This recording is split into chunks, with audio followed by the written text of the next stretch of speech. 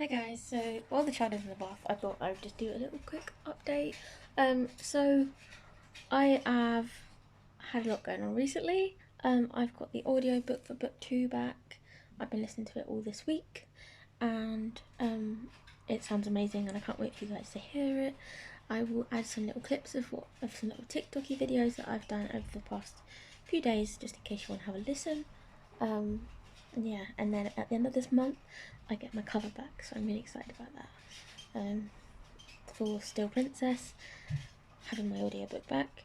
Songbird Air is the sequel, so I'm getting my cover design for that at the end of the month. So hopefully, early next month, I'll get that back. So I'm really excited. But we will see how it goes. But yeah, that's kind of what's been going on. Got some changes that my narrator needs to make to some of the accents for some of my characters. Some of them sounded a little bit too Cockney, and I got her. She's like happy to change it because they don't sound quite regal enough. So yeah, she's gonna do that. But I'm just kind of enjoying things at the minute. Pretty busy at work, and got half term coming up after the week after next. We're going to Edinburgh with my sister for a couple of days, which should be nice. But yeah, other than that, it's just audiobook and cover coming very soon. And then I've just been editing Songbird Air, which is book 2, like yesterday and today. I did take a couple of weeks where I just couldn't get any writing down, but that's fine. We have those times sometimes. We will have writer's block at some point. But yeah, I'm slowly getting some scenes down, and I'm going to go through in a little bit and make some bigger changes to the whole thing. Hopefully I can get through the end of this draft, and then I have to send it to my editor next month. So hopefully I can finish with these bigger developmental edits now, get the cover, and sort of go from there. I still need to get my ISBNs and everything as well, but we'll see how it goes.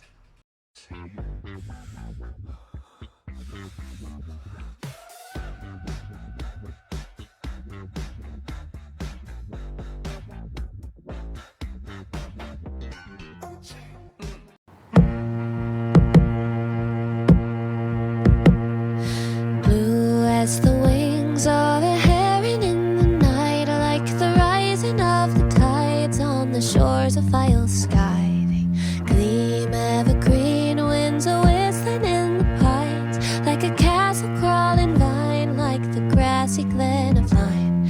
And rich as the mud after rain upon the ground, they're a whiskey hue of brown, braided river running wild. I fell astray, but in you I have found that I am ever bound to your hazel eyes.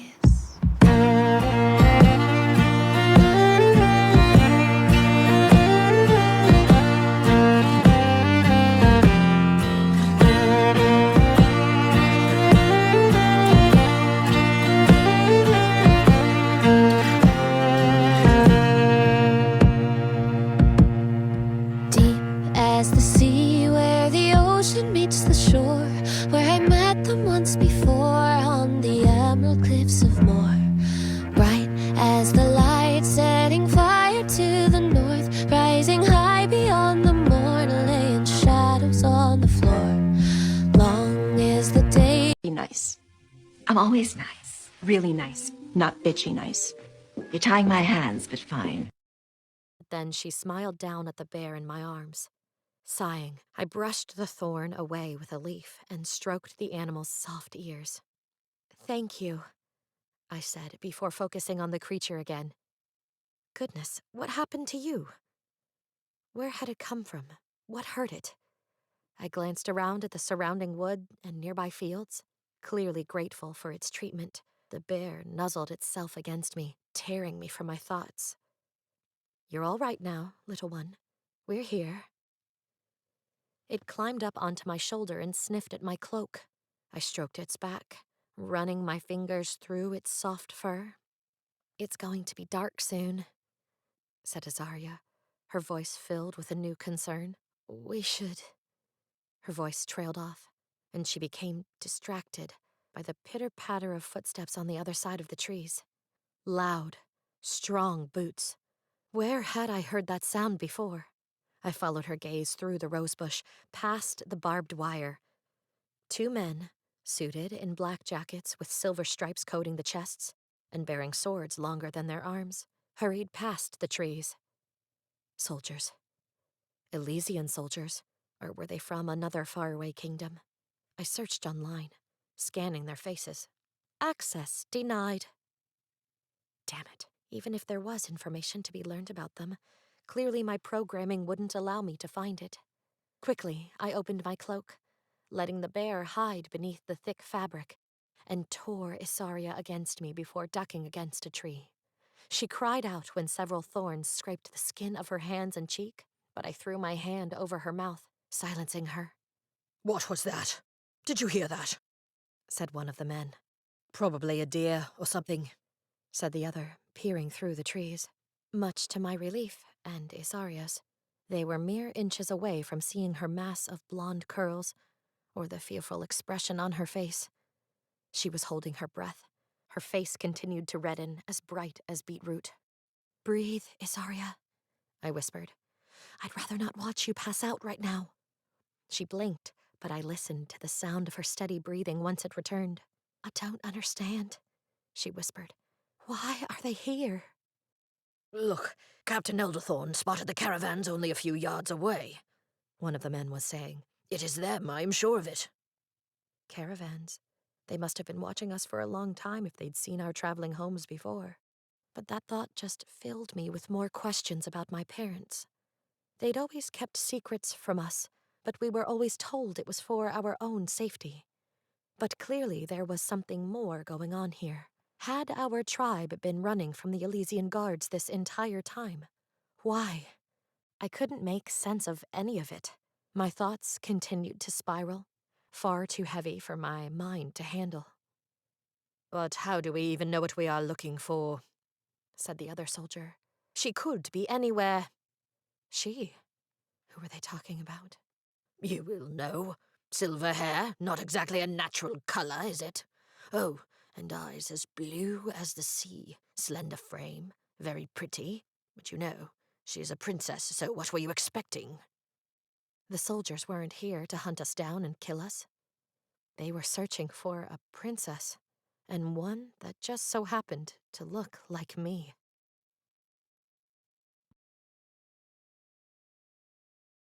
Before it all starts, to suffer through harm, just a taste of the dream. Oh, pick us apart, 'cause legends never die. When the world is calling you, can you hear them screaming out? In the prison itself, unless the royals truly wanted to keep him concealed from their people, so no one knew he even existed. "Another arrogant royal brute," Jackson complained. "Just what we need." "Solaria is the fallen kingdom," said Papa with an eyebrow raised. "So surely we don't have to give you a title at all."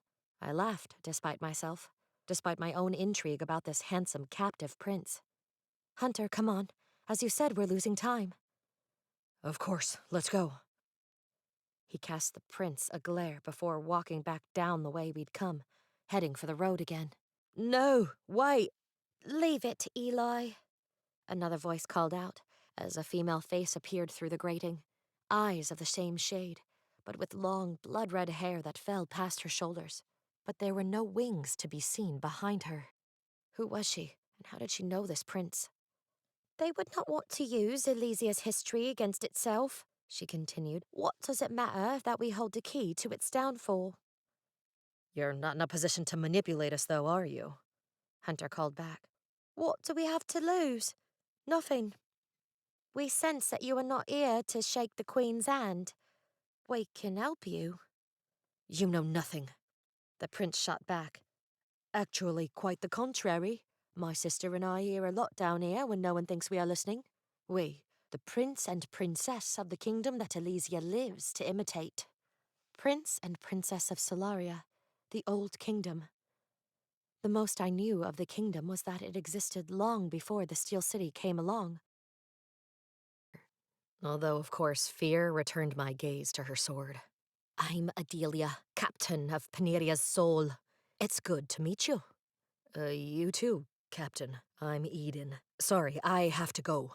I caught a glimpse of the guard storming toward me and was shocked when her 3 brothers appeared and formed a line between him and me. I noticed as they approached me that they shared the same tanned skin and thick black hair, the same bold stares. No, wait. She held out a hand before facing the guard. Is there a problem, sir? Yes, there's a problem. Give him to me. I'm not an object to be thrown around, I snarled. You belong to the palace, The guard grunted. Tinker boy. Adelia raised an eyebrow, but to my surprise, she strode forward with her sword raised and, with only a swing, plunged the blade into his belly. He fought back, but her brothers surrounded him and cut him down quickly, and he soon lay still. Adelia drank me in again. But this time the charming smile and friendliness were gone, as she tore her sword from his stomach and cast orders to her men. He's from Elysia. Take him. No, you don't understand. They took me captive as a child. All dwindled down, and the queen and her mother and daughter retreated to their suites for the night. I followed Queen Magnolia, still unable to get her words out of my head. Had she sensed my intentions and shared her past with me to change my mind? Because essentially I was still a stranger to her. More so, could she know who I really was? Her words before she shared her stories reflected me as intricately in detail as a mirror. I needed to stop thinking about this and keep moving, because she was getting away from me. Eventually, she slipped into her suite, guarded by 2 of her men, and her words about the attack in her bedroom came to mind. I forced the thought aside and walked, cloaked, toward her room. The guards were tall, with broad shoulders. There would be no breaking my way past them. I told myself to be calm and decided to change my tact. "Excuse me, sir," I asked the closest guard gently. "I'd like a private audience with the Queen." He glared back at me, cold and blank-faced. She will return to the ball in 1 hour. You may seek her out then. No visitors. I feel I must apologize for something I said at No Shadow Daddy in this book, but there is a winged daddy. No Shadow Daddy in this book, but it does have a soldier daddy who doesn't force her into a relationship. Eat a 2-week-old unrefrigerated pie. Drop